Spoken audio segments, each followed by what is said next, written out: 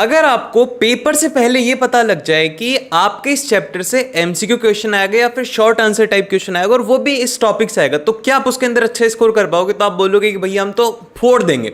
तो यही आज आपके साथ में होगा, क्योंकि आज मैं आप लोगों के लिए लेकर के आया हूं सोशल साइंस का ब्लूप्रिंट, जिसमें कि मैंने आपको हर एक चैप्टर के अंदर से निकाल के इंपॉर्टेंट टॉपिक बताए हैं, प्लस ऑफ ये भी बताया कि कैसे क्वेश्चन आएंगे। अब सबसे पहला क्वेश्चन ये आता है कि भैया आपको कैसे पता, आप कैसे जानते हो कि एग्जाम में यही चीज आएंगी? तो देखो, मेरे को पता तो नहीं है ना मैं पेपर बनाने वाला हूं, लेकिन मेरे पास में ये कि मैंने जो लास्ट के 10 इयर्स जो थे ना आप लोगों के पेपर जब तक अभी तक हुए हैं, उन सभी का एनालिसिस किया है। भैया 1636 क्वेश्चंस थे और इस वीडियो को रिकॉर्ड करने में मुझे 7 दिन से ज्यादा का टाइम लगा है। पूरा पूरा मैंने एनालिसिस किया, जिसमें कि मैंने चैप्टर वाइज आपको ये सब चीजें बताई कि भैया नेशनलिज्म यूरोप है तो इसमें कहां से क्वेश्चन आ रहे, कैसे क्वेश्चन आ रहे, हर एक चीज आपको इस वीडियो में मिलेगी। तो भैया आपका बस यहां पर एक फर्ज ये बनता है कि भैया आपने इतनी मेहनत करी, हम भी थोड़ी सी मेहनत करते हैं, अपना हाथ उठाओ और उस लाइक वाले बटन के ऊपर दबा लो और सब्सक्राइब कर लो, ताकि तुम्हें ऐसी ही शानदार वीडियोस मिलती रहे, क्योंकि ऐसी वीडियोस आपको यूट्यूब पर कोई भी नहीं देगा,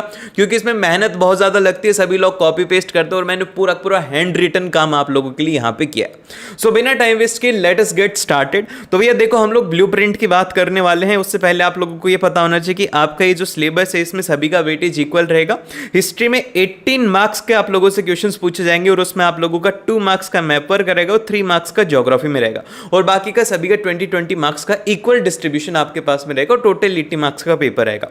अब इस साल क्या हुआ था, इस साल मैं आप लोगों को बता देता हूं कि भैया इस साल जो पेपर आया था उसमें सबसे बड़ी चीज तो यहां पर हुआ है कि मल्टीपल सिलेक्ट क्वेश्चन है। मैंने आप लोगों को बताया था कि उसमें आप लोगों से एक से ज्यादा चॉइस दिया जाता है, वो मैं एक बार आपको क्वेश्चंस भी दिखा दूंगा कि आपको किस तरीके से करना है। तो ये सब हम लोग डिस्कशन करेंगे। कॉम्पिटेंसी बेस्ड क्वेश्चंस का यहां पर वेटेज काफी ज्यादा बढ़ गया है, 50% ज्यादा कॉम्पिटेंसी बेस्ड क्वेश्चन इस बार पूछे जाएंगे, और स्टेटमेंट बेस्ड क्वेश्चन आप लोगों का सेक्शन बी और सेक्शन सी रहने वाला।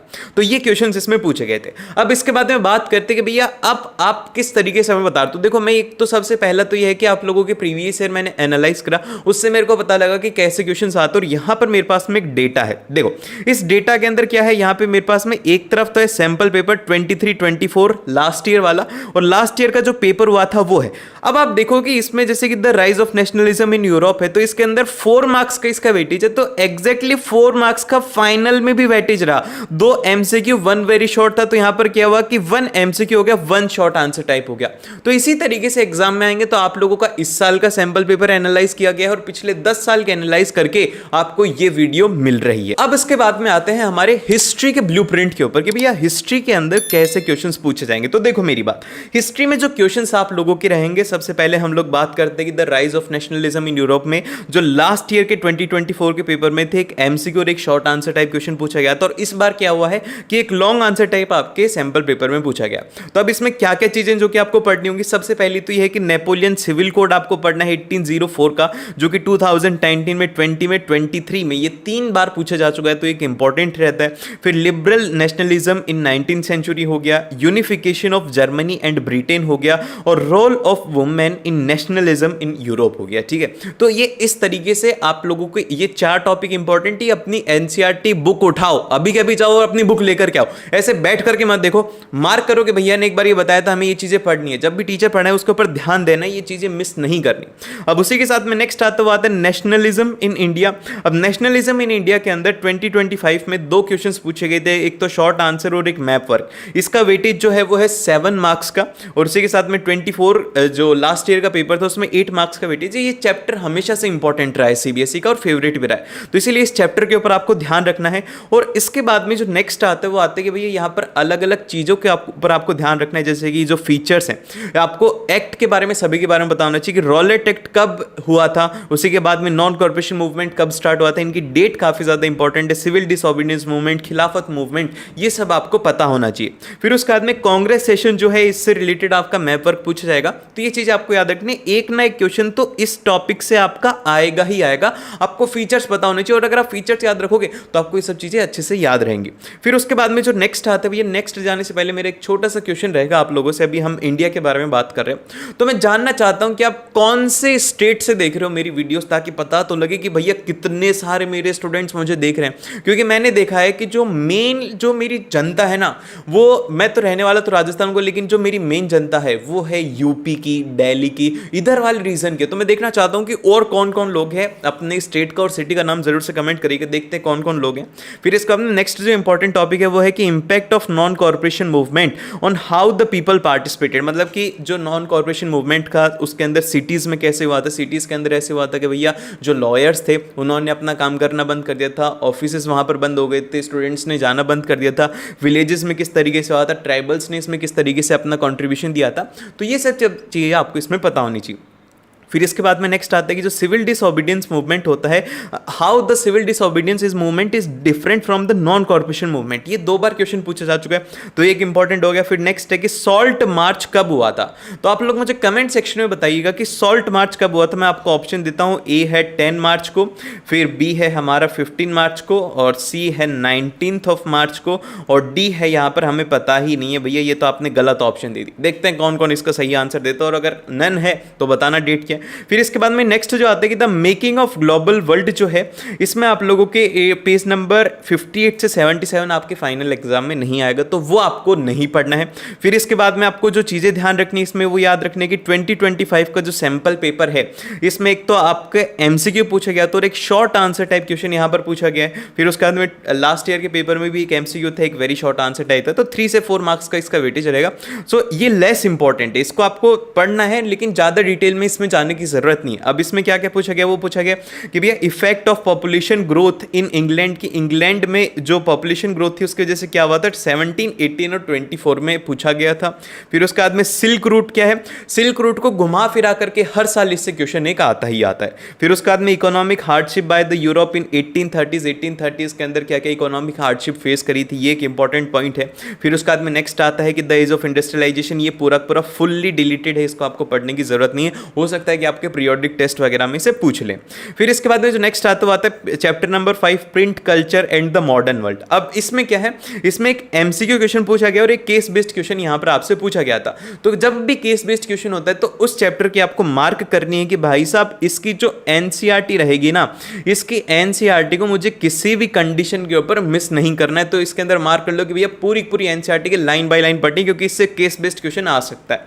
अब इसमें क्या है, सबसे फर्स्ट पॉइंट तो ये कि भैया एनसीईआरटी रीडिंग है। फिर उसके बाद में जो नेक्स्ट हमारे पास में है वो ये है कि नेक्स्ट क्वेश्चन, जो नेक्स्ट टॉपिक वो है कि role of women in spreading the print culture in India, कि इंडिया के अंदर जो वुमेन्स का क्या रोल था जब प्रिंट कल्चर यहां पर स्प्रेड हो रहा था। फिर उसके बाद में नेक्स्ट आता है कि role of printing press in shaping Indian society of 19th century. फिर इसके बाद में आता है पेंटिंग, इसकी जो पेंटिंग्स है वो काफी ज्यादा इंपॉर्टेंट है, लास्ट ईयर इससे रिलेटेड क्वेश्चन आए थे, तो आपको ध्यान रखना है कि पिक्चर बेस्ड क्वेश्चन हिस्ट्री में यहां से आ सकते हैं। अब इसके बाद में जो आता है वो आता है हमारा ज्योग्राफी का ब्लूप्रिंट। तो देखो ज्योग्राफी के ब्लूप्रिंट की जब मैं बात कर रहा हूं तो यहां पर आप लोगों को हर एक चैप्टर वाइज आपको ध्यान रखना है कि रिसोर्सेज एंड डेवलपमेंट से कैसे क्वेश्चन आते हैं। इससे मेनली एमसीक्यू या फिर very short answer type question आएंगे। अब ये क्वेश्चन किससे बन सकते हैं, डेफिनेशन बेस्ड यहां पर क्वेश्चन ये बनेंगे। अब इसमें इंपॉर्टेंट डेफिनेशन या फिर इंपॉर्टेंट चीजें पूछी जाती है एमसीक्यू में, जैसे कि टाइप्स ऑफ सॉइल में पता होना चाहिए कि कौन सी क्रॉप उसमें मेनली होती है। जैसे कि मैं आपसे एक क्वेश्चन पूछता हूं कि यहां पर जो ब्लैक सॉइल है वो किस रीजन में मेनली पाई जाती है, ये आंसर आप लोग कमेंट सेक्शन में आपको बताना चाहिए, एमसीक्यू में आपसे आ जाएगा। तो ये आपको पता होना चाहिए कि टाइप्स ऑफ लैंड क्या होती है, उनका नाम क्या होता है, डेफिनेशन क्या होता है, जो कि हमने फ्लैश कार्ड्स में भी देखा था कि उस तरीके से आप उसे देख सकते हो। फिर उसके बाद में कंजर्वेशन ऑफ सॉइल हो गया, लैंड हो गया, इसके लिए क्या क्या मेजर्स लेने चाहिए, क्या क्या स्टेप्स लेने चाहिए, ऐसे क्वेश्चन एग्जाम में पूछे जाते हैं। फिर इसके बाद में जो नेक्स्ट है वो है कि यहाँ पर forest and wild life resources से रिलेटेड क्वेश्चन आपके एग्जाम में जरूर से आता है। जैसे कि 2025 के अंदर एमसीक्यू बेस्ड क्वेश्चन आया था और एक यहाँ पर केस बेस्ड क्वेश्चन आ गया। ध्यान रखना कि चैप्टर 2 से और 3 से, जैसे कि forest and wild life resources है और वाटर रिसोर्सेज है, इन दोनों में से एक में केस बेस्ड आएगा। जैसे कि अगर केस बेस्ड इसमें आ गया है, मतलब कि इसमें नहीं आया, तो हो सकता है कि इसमें भी आ जाए। दोनों में से एक ना एक में केस बेस्ड हर साल आता है, तो ये ध्यान रहे कि इन दोनों की एनसीईआरटी की हर एक लाइन इंपॉर्टेंट है। फिर उसके बाद में जैसे कि लास्ट ईयर इसमें केस बेस्ड आया था और इस साल क्या होगा कि वाटर रिसोर्सेज में केस बेस्ड आएगा। फिर उसके बाद में नेक्स्ट ये है, इसमें इंपॉर्टेंट जो चीजें हैं आपको ध्यान रखनी, एक तो प्रोजेक्ट टाइगर के बारे में आपको पता होना चाहिए कि कब वो स्टार्ट हुआ था, कहां पे हुआ था। फिर उसके बाद में wild life protection act of 1972 क्या है। फिर उसके बाद बाद में डेफिनेशंस आपको पता होना चाहिए, रिजर्व फॉरेस्ट क्या होता है, प्रोटेक्टेड फॉरेस्ट क्या होता है, अनक्लास्ड फॉरेस्ट क्या होता है। फिर उसके बाद में नेक्स्ट आता है कि कम्युनिटीज एंड कंजर्वेशन, जैसे कि चिपको मूवमेंट हो गया, उन्होंने किस तरीके से कंजर्वेशन ऑफ फॉरेस्ट के लिए काम किया था, ये सब चीजें आपको एग्जाम्पल के साथ में पता होनी चाहिए। फिर उसके बाद में नेक्स्ट आता है वाटर रिसोर्सेज, इसमें एक केस बेस्ड क्वेश्चन पूछा गया था और एक आपको यहाँ पर मैप वर्क भी पूछा गया था। और लास्ट ईयर क्या हुआ था, एक एमसीक्यू था और एक मैप वर्क था। जिससे मैप वर्क आएगा उससे केस बेस्ड नहीं आएगा, जिससे केस बेस्ड आएगा उससे मैप वर्क नहीं आएगा, लेकिन इस बार दोनों ही इसी से आ गए। ठीक है, ये 5 मार्क्स का चैप्टर, तो इसमें सबसे इंपॉर्टेंट जो कि मैप में ध्यान रखना है वो ये ध्यान रखना है कि रिवर के नेम और उनकी लोकेशन की, वो कहां से स्टार्ट हो रही है, कहां पर जा रही है, ये आपको पता होना चाहिए। उनके ऊपर कौन सा डैम है उसका नाम आपको पता होना चाहिए। फिर उसके बाद में नेक्स्ट आता है कि डैम के क्या एडवांटेज हैं, क्या डिसएडवांटेज हैं, ये आपको बेसिक चीजें हैं। फिर नेक्स्ट जो आता है रेन वाटर हार्वेस्टिंग का आता है, ये 3 मार्क्स के अंदर पूछा जाता है और इसी के ऊपर यह क्या होता है, ये ध्यान मार्क कर लेना यहाँ पर कि रेन वाटर के ऊपर क्या होगा, आप लोगों को यहाँ पर केस बेस्ड क्वेश्चन भी देखने को मिलेगा। ठीक है, केस बेस्ड क्वेश्चन आपको इसमें देखने को मिलेगा। फिर उसके बाद में नेक्स्ट आता है यहाँ पर कि इसमें जो स्टेप्स हैं कि roof top rain water harvesting के स्टेप्स आपको पता होना चाहिए। फिर इसके बाद में नेक्स्ट आता है एग्रीकल्चर। अब देखो एग्रीकल्चर में इस साल बस एक ही एमसीक्यू पूछा गया था, लास्ट ईयर 1 एमसीक्यू और 1 लॉन्ग आंसर था, तो ये भी एक चैप्टर इंपॉर्टेंट है। लेकिन इस साल क्या है कि सिर्फ और सिर्फ इसका 1 मार्क का वेटेज रखते हैं, तो हम तो यही मान करके चलेंगे कि ये भी एक इंपॉर्टेंट चैप्टर है। तो इसमें क्या क्या ध्यान रखना है, सबसे पहले हमें देखना होगा कि क्या क्या क्रॉपिंग पैटर्न्स है जो कि इंडिया के अंदर फॉलो करे जाते हैं। फिर हम क्रॉप की बात कर रहे हैं, तो अब क्रॉप के टाइप के अंदर हमें जैसे कि राइस हो गया, वेट हो गया, मिलेट्स हो गया, मेज हो गया, इन सभी के बारे में 4 चीज़ें ध्यान रखनी है। अगर आता है तो हमें ये सब चीज़ें पता होनी चाहिए कि ये कौन सी सॉइल में मेनली पाए, मतलब कि किस सॉइल में इनका कल्टीवेशन किया जाता है, रेनफॉल कितना चाहिए होता है, टेम्परेचर कितना चाहिए होता है और इनका लार्जेस्ट प्रोड्यूसिंग स्टेट कौन सा है। ठीक है, ये आपको पता होना चाहिए। फिर इसके बाद में जो नेक्स्ट आता है जैसे कि शुगर केन हो गया, ऑयल सीड्स हो गया, टी हो गया, कॉफ़ी हो गया, ये इनके बारे में भी आपको ये सब चीज़ें लेनी है। और जो नेक्स्ट इंपॉर्टेंट चीज़ है वो है कि हॉरिकल्चर क्रॉप क्या होती हैं, ये आपको पता होना चाहिए। और फाइबर क्रॉप में तो बस 2 हैं, कॉटन और जूट। फिर इसका अंदर नेक्स्ट जो आता है वो आता है हमारा मिनरल एंड रिसोर्सेज। अब देखिए मिनरल एंड रिसोर्सेज में इस साल एक एमसीक्यू क्वेश्चन आया और एक यहां पर मैप वर्क आया। तो आपको क्या ध्यान रखना है कि इसमें एक एमसीक्यू और एक मैप वर्क, लास्ट ईयर भी आए थे, एक एमसीक्यू एक मैप वर्क इस बार भी आया, तो इसमें से आपको यही क्वेश्चन पूछे जाएंगे। तो इसमें सबसे पहला तो ये है कि यहाँ पर टाइप्स ऑफ कोल आपको पता होना चाहिए, conventional versus non conventional energies के अंदर क्या क्या डिफरेंसेस होते हैं, कौन सी एनर्जीज होती है, उसका एग्जाम्पल पता होना चाहिए। एग्जाम के अंदर सीधा आ जाएगा कि what are the conventional energy resources, तो आपको उसके बारे में पता होना चाहिए, एग्जांपल्स उसके पता होना चाहिए। फिर उसके बाद में अकरेंस कैसे होती है मिनरल्स की, उनका क्लासिफिकेशन और कौन से स्टेट के अंदर वो सबसे ज्यादा पाए जाते हैं। और फिर इसके बाद में जो नेक्स्ट आता है वो आता है चैप्टर नंबर 6। चैप्टर नंबर 6 जो कि हमारा मैन्युफैक्चरिंग इंडस्ट्रीज है, इसमें एक लॉन्ग आंसर टाइप पूछा गया है और एक मैप वर्क पूछा गया है। टोटल में 7 मार्क्स का इसका वेटेज है, तो ये भी एक इंपॉर्टेंट चैप्टर आपका हो जाता है, तो इसे आपको ध्यान रखना है। अब देखिए इसमें क्या क्या ध्यान रखेंगे। सबसे पहले तो इंपॉर्टेंस ऑफ मैन्युफैक्चरिंग इंडस्ट्रीज, ये बार बार पूछा गया, एक ही क्वेश्चन 3 से 4 बार पूछा जा चुका है, 23, 24 में और 18 के अंदर पूछा जा चुका है। हर बार ये पूछते हैं कि भैया क्या इंपॉर्टेंस है मैन्युफैक्चरिंग इंडस्ट्रीज की, why manufacturing industries are the backbone of a country, ऐसे क्वेश्चन इससे आते हैं। आएगा यही मैन्युफैक्चरिंग इंडस्ट्रीज का आएगा, लेकिन उसको क्या करेंगे, उसकी लैंग्वेज यहां पर चेंज कर देंगे जिससे कि स्टूडेंट कंफ्यूज हो जाए। लेकिन आपको कंफ्यूज नहीं होना है क्योंकि आप मेरे साथ पढ़ते हो, ठीक है, तो इसीलिए कंफ्यूज होने की कोई भी जरूरत आपको नहीं है। और फिर इसके बाद में जो नेक्स्ट आता है वो आता है कि classify the industries on the basis of capital and raw material, आपको पता होना चाहिए। इंपॉर्टेंस ऑफ टेक्सटाइल इंडस्ट्री क्या है कि टेक्सटाइल इंडस्ट्रीज किस तरीके से वर्क करती है, क्या क्या उसकी इंपॉर्टेंस है, क्योंकि इन इंडस्ट्रीज में सबसे ज़्यादा जो क्वेश्चन अभी तक पूछे गए हैं वो पूछे गए हैं टेक्सटाइल इंडस्ट्री में, कि टेक्सटाइल इंडस्ट्रीज को इतना ज़्यादा इंपॉर्टेंस क्यों दिया जाता है। फिर इसके बाद में जो नेक्स्ट आता है कि step to reduce the environmental degradation and pollution by the factories, ये एक मेजर क्वेश्चन है। फिर उसके बाद में जो नेक्स्ट है वो है कि हमारा how the industries are responsible for the environmental pollution. अब ये जो 2 क्वेश्चन है, अगर क्वेश्चन आएगा तो इनके ऊपर लॉन्ग आंसर टाइप क्वेश्चन आने वाला है, तो आप ये मार्क कर लेना कि लॉन्ग आंसर टाइप अगर आएगा तो हमने ये 2 क्वेश्चंस को जल्दी से प्रिपेयर करना है। फिर इसके बाद में जो नेक्स्ट आता है लाइफलाइन ऑफ नेशनल इकोनॉमी, इसमें बस मैप आएगा, एग्जाम के अंदर हो सकता है 1 मार्क का है, देख लेना, क्योंकि इसका मेनली मेरे को ऐसा लग रहा है कि इस बार इसमें से मैप भी नहीं आएगा। और फिर इसके बाद में जो नेक्स्ट आता है वो आता है सिविक्स का ब्लूप्रिंट। हाँ, आई थिंक कि इस बार क्वेश्चन इससे आए नहीं थे, ये एडिटेड नहीं था भैया थोड़ी सी गलती यहाँ पर मेरी भी है कि एग्जाम में इसको हटा देना। फिर इसके बाद में सिविक्स के अगर हम लोग बात करते हैं तो सिविक्स में सबसे पहला जो हमारा चैप्टर आता है वो आता है पावर शेयरिंग। पावर शेयरिंग में हर साल 1 से 2 एमसीक्यू आते हैं, तो इसमें आपको क्या ध्यान रखनी है, इंपॉर्टेंट डेफिनेशन याद रखनी है, ये चीज़ें याद रखनी है कि वो चीज़ें कहाँ पर मिलती हैं। जैसे कि मैं आप लोगों को बताता हूँ कि पावर डिस्ट्रीब्यूशन हॉरिजॉन्टल और वर्टिकल होता है, तो किस तरीके से होता है ये आपको पता होना चाहिए। बेल्जियम और जो श्रीलंकन है वहाँ पर मेजोरिटीज़ में कौन सी लैंग्वेज बोली जाती थी, कौन सा रीजन वो फॉलो करते थे, श्रीलंका के अंदर क्या हुआ था, डेट्स क्या थी, ये चीज़ें इसमें इंपॉर्टेंट है क्योंकि इससे सिर्फ और सिर्फ एमसीक्यू बेस्ड क्वेश्चन आपसे एग्जाम में पूछा जाएगा। तो इसके ऊपर ज़्यादा फोकस करने की जरूरत नहीं, सिर्फ और सिर्फ आपको इंपॉर्टेंट टर्म्स को यहाँ पर ध्यान रखना है। फिर इसके बाद में जो नेक्स्ट आता है वो आता है फेडरलिज्म। अब देखो भैया फेडरलिज्म में 5 मार्क्स के क्वेश्चन पूछे गए थे लास्ट ईयर, एक केस बेस्ड था, एक एमसीक्यू था। इस बार क्या क्या है, एक एमसीक्यू और एक वेरी शॉर्ट आंसर टाइप है। तो इसमें आपको क्या क्या ध्यान रखना है, सबसे पहला तो यह है कि की फीचर्स ऑफ फेडरलिज्म के क्या क्या की फीचर्स हैं। फिर इसके बाद में union government versus state government, और फिर इसके बाद में नेक्स्ट आता है कि features of a federal government and unitary government के क्या क्या यहाँ पे फीचर्स है, किस तरीके से वो वर्क करती है, ये एग्जाम में पूछा जाता है। डिस्ट्रीब्यूशन ऑफ पावर किस तरीके से रहती है इंडिया के अंदर, कि पावर को किस तरीके से डिवाइड किया जाता है स्टेट लेवल के ऊपर और यहाँ पर सेंट्रल लेवल के ऊपर किसके पास में कितनी पावर रहती है, ये सब आपको पता होना चाहिए। और इसमें एक और जो चीज़ है वो है यहाँ पर पिरामिड स्ट्रक्चर ऑफ पावर की सबसे पहले ऊपर रहते हैं जिला परिषद, फिर उसके बाद में पंचायत समिति, फिर पंचायत समिति के बाद में ग्राम पंचायत। तो ये पिरामिड जो स्ट्रक्चर है, जैसे कि अब हम इसे ऐसे ड्रॉ करते हैं तो इस तरीके से यहाँ पर पिरामिड स्ट्रक्चर बनते हैं, तो ये एग्जाम में पूछा जाता है। यूनियन लिस्ट क्या होती है, डिसेंट्रलाइजेशन इन इंडिया कैसे, मतलब कि डिसेंट्रलाइजेशन का मतलब क्या है, ये क्वेश्चन इसमें रहते हैं। फिर इसके बाद में नेक्स्ट आता है कि जेंडर, रिलीजन एंड कास्ट। अब इसमें एक एमसीक्यू पूछा गया था, एक वेरी शॉर्ट आंसर था। लास्ट ईयर जो पेपर में आया था वो भी एक एमसीक्यू आया था, एक वेरी शॉर्ट आंसर था। तो वेरी शॉर्ट का मतलब ये है कि यहां पर इसके जो डेफिनेशंस हैं वो काफी ज्यादा इंपॉर्टेंट इसमें रहेंगी। अब जैसे कि हम लोग बात करते हैं, सबसे पहले ये है कि वुमेन फेसेस डिस्क्रिमिनेशन, आप इसको किस तरीके से एक्सप्लेन करोगे, कहां पर डिस्क्रिमिनेशन होता है, ये आपको पता होना चाहिए। 3 बार ये पूछा जा चुका है, 18 में, 19 में और 22 में।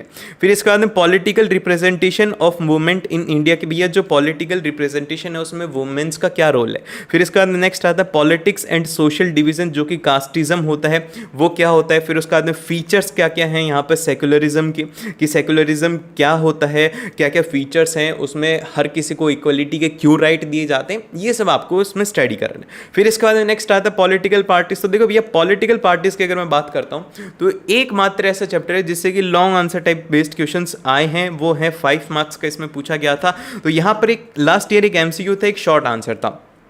तो उम्मीद ये है कि इस साल भी आप लोगों से लॉन्ग आंसर टाइप या फिर 2 शॉर्ट आंसर टाइप क्वेश्चन इससे पूछे जा सकते हैं। अब इसमें देखिए क्या क्या है, इसमें सबसे पहला तो ये आता है कि इंपॉर्टेंस ऑफ पॉलिटिकल पार्टी, भैया क्या जरूरत पड़ गई थी पॉलिटिकल पार्टीज की। फिर इसके बाद नेक्स्ट आता है कि जो ऑल पॉलिटिकल पार्टीज हैं, जितनी भी नेशनल पार्टीज हैं, जैसे कि आप लोगों को ये पता होना चाहिए कि बीजेपी का क्या स्लोगन है, बीजेपी का स्लोगन क्या है, किसने इसको फॉर्म किया था, कब फॉर्म किया था और कब ये पार्टी पावर में आई थी, ठीक है, और कौन इसका हेड है, ये सब चीजें आपको पता होना चाहिए। बेसिक चीजें एमसीक्यू में आपसे पूछी जा सकती हैं, 1 से 2 एमसीक्यू अगर आ गया तो आपको वहां पर प्रॉब्लम ना हो। आपको पता होना चाहिए बीजेपी का क्या है, कांग्रेस का क्या है, बीएसपी का क्या है, क्या उनका स्लोगन है, कब वो फॉर्म हुई थी, तो इस तरीके से आप इसे याद रख सकते हो। फिर उसके बाद नेक्स्ट आता है कि चैलेंजेस क्या क्या हैं पॉलिटिकल पार्टीज के, कि भैया क्यों पॉलिटिकल पार्टी सही ढंग से परफॉर्म नहीं कर पाती। यह आ जाएगा कि political parties can not perform, what are the challenges, मतलब challenges faced by political party, justify the statement, ऐसे क्वेश्चंस आपसे एग्जाम में पूछे जा सकते हैं। फिर इसके बाद नेक्स्ट आता है कि 1 party system, multi party system और 2 पार्टी सिस्टम, ये भी क्वेश्चन काफी ज्यादा आता है कि आप डिफरेंस बताए कि 1 पार्टी सिस्टम में और 2 पार्टी सिस्टम में क्या डिफरेंस है। फिर इसके बाद नेक्स्ट आता है कि आउटकम्स ऑफ डेमोक्रेसी, इसमें 1 एमसीक्यू 1 शॉर्ट आंसर टाइप था, लास्ट ईयर इससे 1 एमसीक्यू और 1 लॉन्ग आंसर टाइप था। अब इससे उम्मीद तो यही है कि इस साल भी इससे इंपॉर्टेंट आएगा। अब मैं ये नहीं बोल रहा हूं कि ऐसा ही आएगा, अब मैंने एमसीक्यू बोला है तो एमसीक्यू ना करके वेरी शॉर्ट आंसर आ सकता है, शॉर्ट आंसर ना करके लॉन्ग आंसर टाइप भी आ सकता है। तो ये सब चीजें आपको ध्यान रखनी होंगी, ठीक है। अब इसके बाद में देखिए कि आउटकम्स ऑफ डेमोक्रेसी जो है, सबसे पहले ये इंपॉर्टेंट है कि what are the outcomes of democracy. और फिर इसके बाद में जो नेक्स्ट हमसे क्वेश्चन पूछे जाता है वो ये है कि एक ही क्वेश्चन है लेकिन ये बार बार अलग अलग तरीके से पूछा जाता है कि how democratic government is known as responsive, legitimate and accountable. ये तीनों एक ही चीज होती है, एक ही पैराग्राफ में हमें गिवन है, लेकिन हर बार क्या करे वो घुमा घुमा करके आपसे इसमें चीजें पूछेगा। तो ये बात आपको पता होनी चाहिए कि आप इसका आंसर कैसे करेंगे। फिर नेक्स्ट आता है कि roles of citizen in democracy, democracy. फिर नेक्स्ट आता है कि relationship between the development and democracy के बीच में क्या रिलेशन है। नेक्स्ट आता है कि कैरेक्टरिस्टिक ऑफ डेमोक्रेसी, ये सब चीज़ें पता होना चाहिए। एक तो कैरेक्टरिस्टिक्स ऑफ डेमोक्रेसी और आउटकम्स ऑफ डेमोक्रेसी, ये दोनों की दोनों चीज़ें ऑलमोस्ट सेम है, इनमें ज़्यादा कुछ डिफरेंस नहीं। फिर नेक्स्ट आते हैं चैलेंजेस टू डेमोक्रेसी, डिलीटेड है, इसको पढ़ना ही नहीं है। फिर इकोनॉमिक्स के अगर हम लोग ब्लूप्रिंट की बात करते हैं 20 नंबर का भी ये रहेगा, पढ़ने में आसान है, इसमें आप आसानी से स्कोर कर सकते हो, इसीलिए इसके ऊपर फोकस रखना है। इसमें लास्ट ईयर जो थे 3 MCQ 1 वेरी शॉर्ट था, और इस साल 2 MCQ पूछेंगे तो हो सकता है कि शॉर्ट आंसर आ जाए इससे, या फिर टोटल MCQs 2 से 3 हो जाए, ऐसा हो सकता है। ऐसा कुछ भी कंफर्म नहीं होता कि वही चीज़ आएगी, लेकिन इसमें जो MCQs और वो बनेंगे वो मैं आपको बता सकता हूँ कि वो कहाँ से बनेंगे। एक तो हो सकता है कि सस्टेनेबल डेवलपमेंट से आ जाए, सस्टेनेबल डेवलपमेंट की डेफिनेशन आ सकती है। फिर सेकंड आता है कि कुछ इंपॉर्टेंट टर्म्स हैं, जैसे कि पर कैपिटा इनकम हो गया, ग्रॉस डोमेस्टिक प्रोडक्ट हो गया, फिर सेक्स रेशियो हो गया, फिर उसके बाद में इन्फेंट मॉरलिटी रेट हो गया, और नेट अटेंडेंस रेशियो हो गया। ये एग्जाम में बहुत आता है, ये इन्हीं के रिलेटेड डेफिनेशन आएगी, इन्हीं के रिलेटेड आप लोगों के MCQ आएगी, इस बात की 100% गारंटी मैं आपको देता हूँ।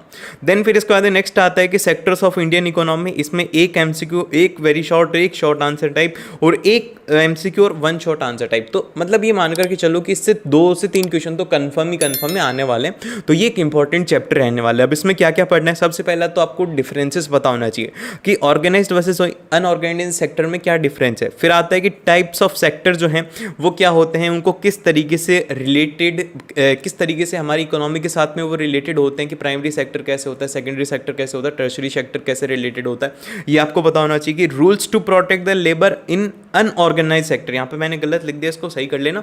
इन अनऑर्गेनाइज सेक्टर के अंदर क्या क्या रूल्स है जिससे कि वहाँ पर वो लेबर को प्रोटेक्ट किया जाता है, वर्कर को प्रोटेक्ट किया जाता है, ताकि वहाँ पर उसके साथ में कोई भी शोषण ना हो। फिर इसके बाद नेक्स्ट आता है पब्लिक वर्सेस प्राइवेट सेक्टर, इनमें क्या डिफरेंस होता है, क्या क्या इनकी वर्किंग कंडीशंस के अंदर डिफरेंस होता है, क्या इनके वेजेस में डिफरेंस होता है, ये आपको लिखना है। फिर नेक्स्ट आता है मनी एंड क्रेडिट। अब देखो मनी एंड क्रेडिट बहुत ज़्यादा सिंपल है, इसमें एक MCQ और एक लॉन्ग आंसर टाइप क्वेश्चन इसमें पूछा गया था, तो इस बार इसका वेटेज यहाँ पर सबसे ज़्यादा बढ़ा दिया। नहीं तो क्या होता था 2 MCQ, 2 short answer, 1 short answer, लेकिन सीधा ही अगर लॉन्ग आंसर पूछा है तो इसमें आपको फोकस रखना होगा कि डिफरेंट फॉर्म्स ऑफ मनी क्या होती हैं, formal versus informal sector loans, या फिर आप क्रेडिट उसे बोलिए कि उनमें क्या डिफरेंस होता है, क्या क्या टर्म्स एंड कंडीशंस होती है, कौन सा लोन लेना चाहिए, ये आपको ध्यान रखना है। इंपॉर्टेंट टर्म्स होगी जैसे कि SGH क्या होते हैं, आप लोग मुझे कमेंट करके बताइए कि SGH की यहाँ पर फुल फॉर्म क्या होती है, जल्दी से आप लोग मुझे कमेंट करके बताइए। फिर नेक्स्ट आता है कोलेट्रल क्या होता है, फिर इसके बाद में disadvantage of credit from the informal sector, की अनफॉर्मल सेक्टर से क्या क्या डिसएडवांटेज होते हैं कर्जा लेने के। नेक्स्ट आता है फिर उसके बाद में ग्लोबलाइजेशन एंड इंडियन इकोनॉमी, तो इसके अंदर आपको मेनली 4 सब टॉपिक को पढ़ने की जरूरत है। सबसे पहला तो है कि ग्लोबलाइजेशन क्या है, factors of globalisation and production across the countries, और लास्ट में आता है वर्ल्ड ट्रेड ऑर्गेनाइजेशन। ये सब 4 टॉपिक आपको इसमें पढ़ने की जरूरत है। इसमें मैंने ज़्यादा सिंप्लीफाई इसलिए नहीं करा है क्योंकि इसमें पूरा ही चैप्टर इसका इंपॉर्टेंट रहता है, तो आपको कंप्लीटली इसमें रीड करने की जरूरत है। और अगर आपने इस वीडियो को यहाँ तक देखा है तो मैं आपको एक सीक्रेट कोड बताता हूँ, जो कि आप लोग कमेंट करो और आप देखना कि आपका एक यूनिक कमेंट दिखेगा और बाकी के सारे देखेंगे क्या है, और ये आपके और मेरे बीच का सीक्रेट है। जल्दी से आप लोग एक कोड लिख दीजिएगा, वो लिख दीजिएगा, मैं एक कोड देता हूँ 1907, ठीक है, ये एक हमारा सीक्रेट कोड रहेगा, ये आपके और मेरे बीच की बात है, ठीक है। और मिलते हैं आप लोगों से नेक्स्ट वीडियो के अंदर। और अगर आपको अच्छे से रिवीजन करना है तो आप यहाँ पर रेंशो के फ्लैश कार्ड्स यहाँ पर परचेज कर सकते हैं, और उसी के साथ में अगर आपने लाइक नहीं किया तो लाइक करो, शेयर नहीं किया तो शेयर करो, और मिलते हैं आप लोगों से नेक्स्ट वीडियो।